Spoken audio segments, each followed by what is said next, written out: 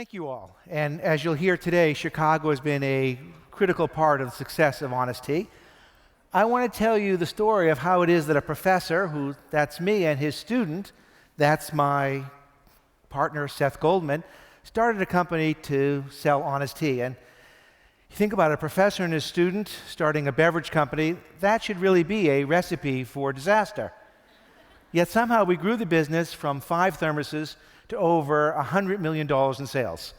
And the question is, how in the world do we do that? And what I'm going to hope is that that story will allow you to achieve some of your dreams.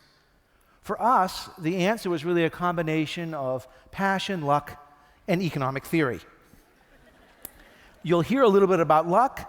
Seth is Mr. Passion, and given my role in life, I'm going to emphasize the job of economic theory. So you look at the world out there and you say, how could anybody possibly start a beverage company? There's every single flavor you can imagine, right? Root beer, lemon, lime, colas, uncolas, celery sodas. There's every size, every bubble level, every carbonation level. How could there possibly be something missing in this market? And then you think of the competitors. There's Coke, there's Pepsi, there's Snapple, there's Arizona. I mean, this is perhaps one of the most competitive places in the world. And yet, when we went to try and find something to drink, we were frustrated because basically water's boring, soda's liquid candy, and diet is dangerous. And so here it is, you've got everything that's out there, and yet we were thirsty and couldn't find something to drink. That didn't make any sense. Now, I know many of you have learned as kids the story of the Princess and the Pea. And the moral you're supposed to take from that story is, Princess, get over it. There's a little pea down there. It's 8 mattresses below. So, move aside.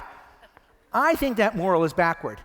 My view is that if there's something out there that's annoying you, that's the seed of a great business. So what you want to do is look for those peas out there because that's actually an opportunity. Okay, so we had this opportunity, but the question is, there's a hole in the market. Is that a hole that you might fall into and never come out of, or is it really a great idea? And this is where economic theory can play a role. So economics, the first lesson that I teach is declining marginal utility. The first bit of sugar takes away bitterness, the second adds a little bit of flavor, and each additional bit of sugar is less and less valuable. Now, if you apply this to try and think about how to make a beverage optimally, you have a curve of taste versus sugar. And you might have thought that the optimal beverage, the best beverage, is the one that goes and maximizes taste. And if you were to do a blind taste test, you would naturally be led to the top of the curve. But I want to argue with you that is not the best product. Because what is the marginal utility of sugar, the extra value of sugar at the top? Well, it's 0. To take you back to high school, the derivative at a maximum is 0. Right? You never thought you'd hear that again.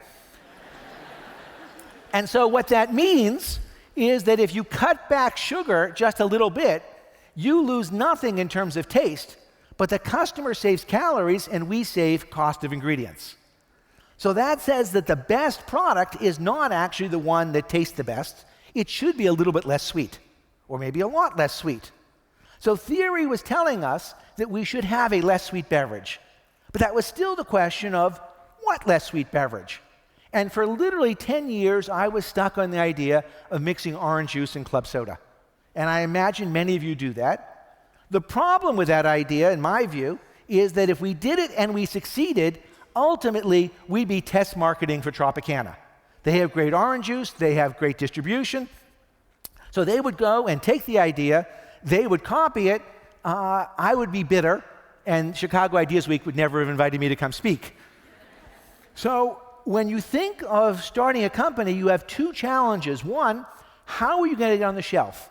You're going to have to displace something that's already there. But the second challenge is after you've been out there and been successful, other people will figure out what you're doing. Why is it you're going to continue to succeed even when people get what you're up to? And I didn't quite know the answer to that, but that's what you have to overcome, I think, before you start. And it turns out that I was actually lucky. I ended up going to India for completely separate reasons to write a case study on tea. And while I was there, I learned 3 things. First, I could tell great tea from bad tea. And I'm not a tea connoisseur, right? If you thought about this like wine, I can't tell Kendall Jackson from Gurgage Hills, but I can tell them from Two Buck Chuck. And I realized I had been drinking really bad tea my whole life. Secondly, really good tea only costs a nickel a cup. And what that says is there's no excuse to drink bad tea. It's one of the world's cheapest luxuries. And the third thing I learned is plucking tea is not the way to go. I should keep my day job. So, having discovered that, I then used another side of economics, something called the Alkian-Allen theorem, which is more informally referred to as the Babysitter Theorem. The Babysitter Theorem says you never go and spend $50 and hire a babysitter to go out and eat at McDonald's. Why? Because it would cost you $60 then to go to McDonald's, and nobody thinks McDonald's is worth that. So if you're going to hire a babysitter, you might as well go out and have a really good meal. And in the context of honest tea, the babysitter is in fact the bottle. It costs 50 cents to take a bottle, put it through a production line, put it on a cap, put it on a label, put it in a tray, get it to the store, even if it's filled with air. And given it's that expensive to fill up a bottle with air, there's no point filling it up with crappy ingredients. And since it only costs a nickel to put in great tea, and people can tell great tea from bad tea who aren't connoisseurs, it didn't make any sense that the products out there really weren't made with the best stuff. So now we had economics telling us two things. One, it should be less sweet, and two, it should have high-quality ingredients inside. So at this point, we had the idea of tea. It's the world's cheapest luxury good. It has all sorts of different flavors. Starbucks had shown you could do amazing things for coffee. Could we do for tea what Starbucks had done for coffee? And tea is the world's healthiest food. The United States is number 1 in terms of income and number 40 in terms of mortality. And the reason for that is our diet isn't right. If we could get people to consume more tea with its antioxidants and drink drinks with less sugar, we were doing amazing things for the American diet. And that's what brought Seth on board. Seth is Mr. Passion. And he was interested in making a company that could make a difference. And that's what you need, because all of the struggles that are going to go through, that you're going to have to experience, you're going to have something that gets you excited every single day. So with that, we now had the passion, we had the idea of tea, and we needed something else. We needed a name. And it turned out that while I was in India, I had the chance to do some consulting for Tata Tea. I was running a case on them. 15 years ago, nobody had heard of Tata. Now you know about it. There's the Nano. They own Jaguar and Land Rover. But back then, it wasn't a big international company. And I proposed that rather than call it Tata when they were exporting their tea, use a name based on what they stood for. And Honest Tea seemed like a pretty good one, kind of a nice pun. And when I presented that, it turns out they rejected it, and I said, well, I understand, Mr. Tata, why it is that you prefer the Tata name, in which case, I'll take it, if you don't mind. So I went to trademark it, and it turned out that that was actually Ho Nest Tea.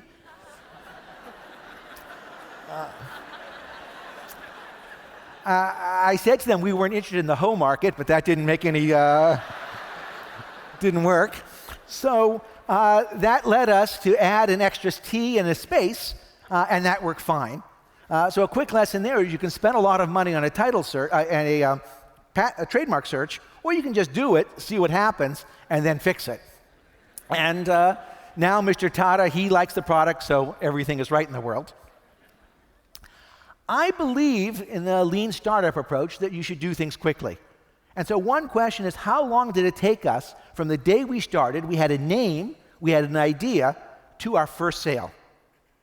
And the answer in our case was 26 days, which I think is pretty good on the scale of things. We had to come up with recipes, which we stole from around the world. We had to come up with a package. We had to figure out how to make the product. We went to a local designer, a fellow named Sloan Wolfson, who had done wine bottles. And we liked the idea of tea being like wine, it's sort of a premium product, and it would show art and the culture of origin. And so we had this notion of the tea as a keyhole into the culture. I brought back a miniature from India, which he put on the tea. You can see he moved the hand in a way that's anatomically impossible, but it still looks good. It's not cluttered. There's no real garish elements to this. Since you don't have any money for advertising when you're starting out, you really need to have something that's going to stand out from across the room. And the other thing you want to do is be text heavy, and that is tell your story. Because you don't have any place for advertising, and so you can see on the back of one of our labels that graph of taste versus sugar. We're probably the only beverage company which does things like that. It also took us, by the way, 10 years to figure out we could write on the back of the label and spend more time in terms of having a chance to tell people our story. Well, Seth we took a Snapple bottle, we washed off the label, glued a new one on, spray painted the cap black, made the tea in our kitchen, filled up the bottle. We opened it so the buyer didn't hear the lack of a pop because it wasn't a real product. And he decided to buy 15,000 bottles, a truckload, and then we've had to figure out how to make it. He said, we can't take it for the next 3 months because our shelves are full. We said, that's okay. The simple message that we sold was essentially the stuff that you're selling is kind of that on the right. That doesn't make sense for Whole Foods. You should be selling the product that tastes like tea. And fortunately, although we were insulting what he was selling, he wasn't happy with it, and he went for it. So when you're doing this, as an entrepreneur, when an opportunity strikes, you have to be prepared for it. And one of the things that happened to me was I was at a yoga clinic, and there on the mat to my right was Oprah. And it was hot yoga, and I had cold samples with me. And Seth says to me afterwards, how did you know Oprah was going to be there at your yoga retreat? And the answer is, how did you not have samples with you? And what's the answer? I always carry samples with me. Because that's what being an entrepreneur is about. So that was one great Chicago event that led us to be on the O list, which was certainly a big start. And then, of course, the other O from Chicago, you'll see this is literally from last week. It is Obama signing the act that would pay our soldiers. You can see on the corner of his desk a bottle of Honest Tea. Apparently, due to the budget crisis, there's no money for coasters. And somebody asked, was this a setup? Is this thing real? If I had set it up, the bottle would have been turned slightly differently. Our growth was doing great, but it turns out that we didn't really understand what our company was. We thought the most important word in our company was the name tea, and ultimately we realized the most important thing was the word honest. And when we saw that, we stopped doing things like tea bags and moved into what other products could be made honest. And you look around, and Capri Sun was kind of begging for a competition. 110 calories, that's sweeter than soda. So what we did is we got rid of the high-fructose corn syrup, cut the calories down to 40, made it organic, and literally we can't make it fast enough. It has just been a revolution in terms of thinking about more honest products out there.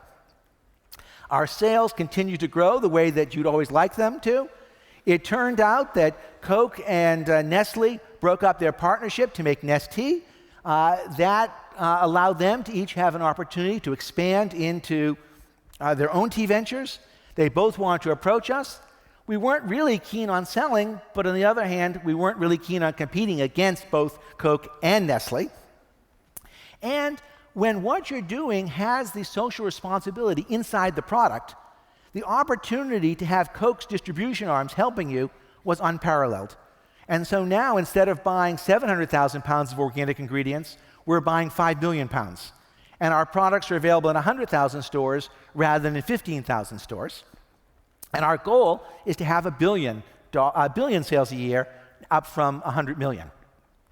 As for me, the question of how it is that we started this thing, why didn't we get copied? Well, the answer to that, I think, is actually something I understand better in hindsight. It turns out that making tea with tea leaves rather than syrup, concentrate, and powder, that's not something that these companies really are used to doing.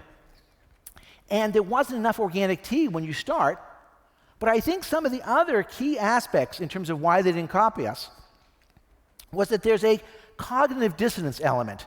It's hard to sell Snapple and the anti-Snapple at the same time.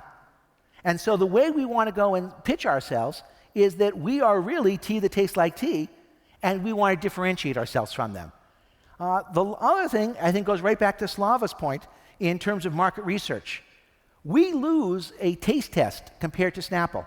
We might lose 80-20 or 90-10. But the 80% of the people who prefer Snapple have Snapple, Arizona, Fuse, and all the others. For the people who like Honest Tea, we're everything they got. And so, therefore, we are passionate about us, and that has really been the key to our success.